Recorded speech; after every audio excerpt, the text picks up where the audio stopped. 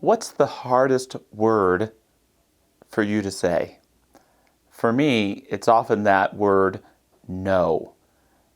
What comes up for you when you hear the word no? The first thing for me is sometimes a rejection, sometimes a negative connotation. But when I want to talk to you about this evening, and the title of my message, 3 Ways to Say No, is that no, properly understood and used, can be an affirmation. No, properly understood, can be as powerful as the word yes. And the first way to say no that I want to talk about today is a no to your life. Learning to say no at times to your life. This is what I mean by that. In the game of life, your yeses are your offense and your nos are your defense. So to achieve your goals, you need the momentum of your yeses, but you also need to have the strong defense of your nos. And as anyone who knows sports really well, they know the phrase that defense wins championships. And so what are your big life yeses right now? I want to say a big yes to my self-care. I want to say a big yes to my creative projects. I want to say a big yes to my health. I want to say a big yes to quality time with people that I love. And so that's my offense, to choose those things over and over again. But I also need a strong no and defense strategy to protect those yeses. If I want to say yes to self-care, I need to say no to overwork. If I want to say yes to greater health and well-being, I need to say no to habits that I've gotten into that don't support that. If I want to say yes to more quality time with people I love, I need to say no to too much social media scrolling. And so these no's become as important as our yeses in achieving the goals of our life. And so take some time to write down what your no's are to life. And perhaps just magically, your life might listen to you and not provide you with so many opportunities to need to say no. A second way to say no is to yourself in everyday life. And here's the technique that I want to share with you. The next time you catch yourself saying no, say yes. The next time you catch yourself saying no, say yes. And by that, what I mean is the next time you say no to something, say to yourself, by saying no to this, what am I saying yes to? Mike Marlier, the drummer here at Mile High Church, incredible man and beloved by my daughter, Nancy June. It just happens to be his birthday this past week, so happy birthday, Mike. And when we have our Sunday services, the band has to get here really early, and they do a rehearsal. And there's always a little bit of time when the rehearsal's complete and the first 8 a.m. service begins. And so Mike always goes out and he gets donuts for the green room. They're these beautiful, colorful, they could have a whole field of art these days just for donuts. They look so delicious. And every once in a while, I walk into the green room and someone says, "Josh, do you want a donut?" And my response is no, but I am lying through my teeth. I want one of those donuts so bad. I want 6 donuts. I want the pink one. I want the chocolate looking one. I want the vanilla looking one. I want the one with no frosting on it. I want all of those donuts. And so I have to learn to give an authentic no. And by doing that is this technique. I'm saying no to this donut because I'm saying yes to my greater health.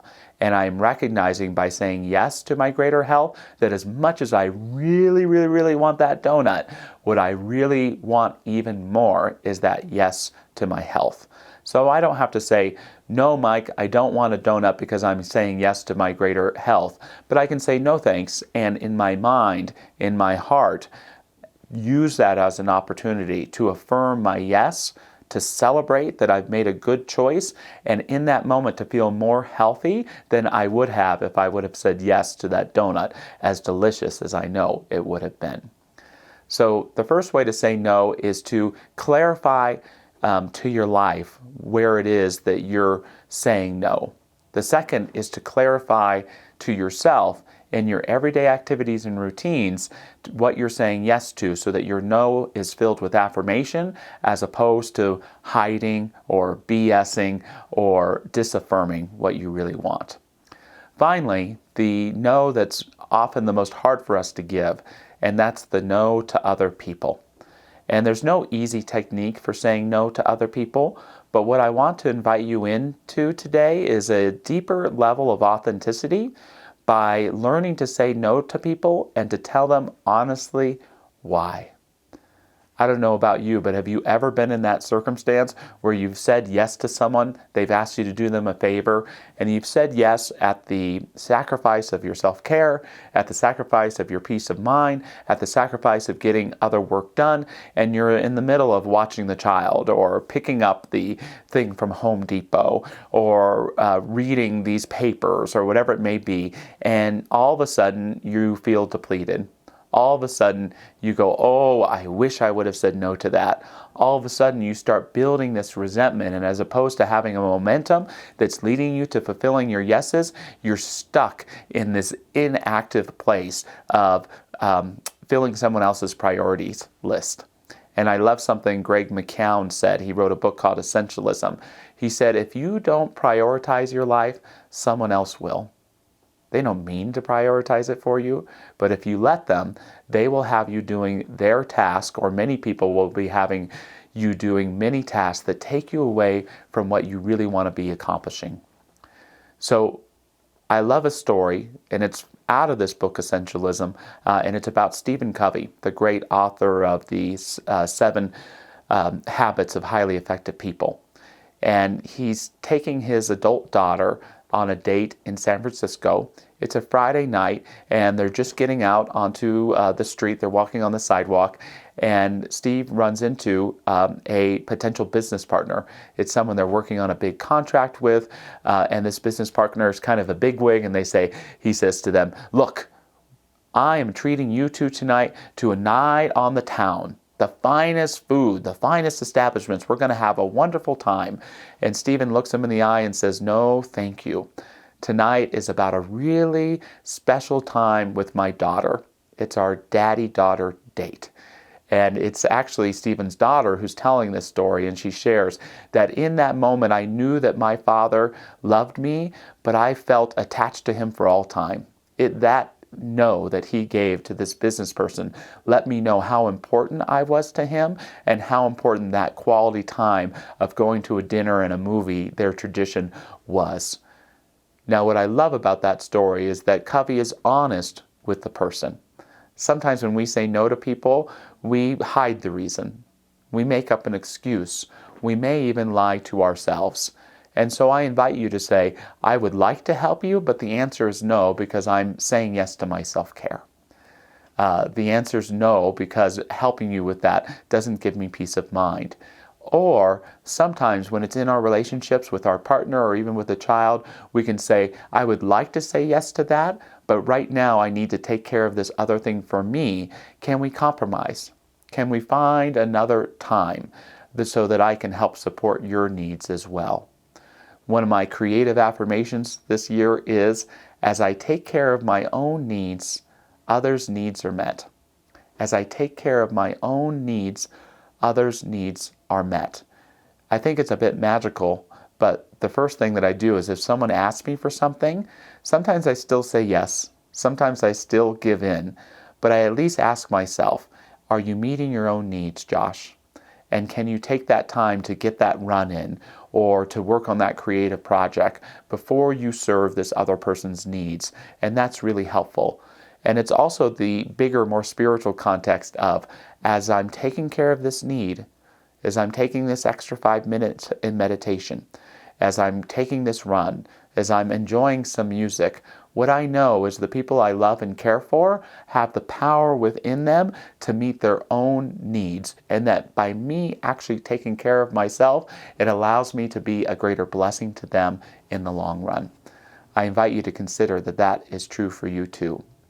So, clarify what you want to say no to your life. When you say no in your own mind, affirm what you're saying yes to. And lastly, say no honestly. Share what it is that you are saying yes to the person who's asking you a favor, and guess what? They may not only respect you more, but be inspired to do the same thing. Thanks for your time tonight. Take now a deep breath. Let out the stress of anything that has passed through me this moment. And I bring myself to a beautiful present moment.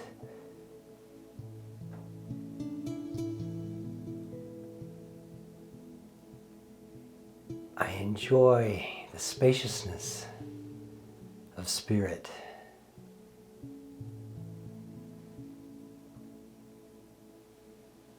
And I realize that spirit is the totality of all that is, whatever name we call it.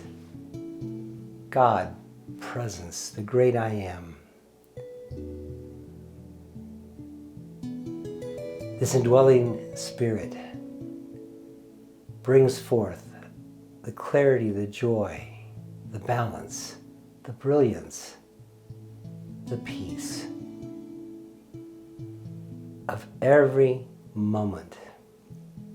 And in this moment, we remember that that which has gone before us does not go in front of us. I take this additional moment to anchor in the truth of my divinity, that I am deeply sourced, that I am one with the divine.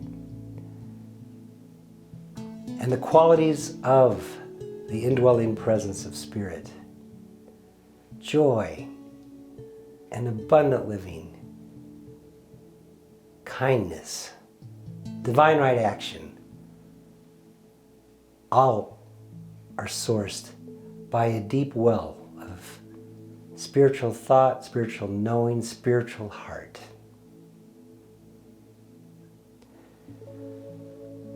This moment is blessed, and anything to the contrary dissolves right here and right now. I am poised for my next great moment. Goodness surrounds me. I am goodness. In this heightened spiritual energy, I now release this treatment into the law of divine right timing, divine right action. With so much gratitude, I now lift this prayer into Spirit's direction. I release, I let go, and I say with so much gratitude, and so it is. Amen.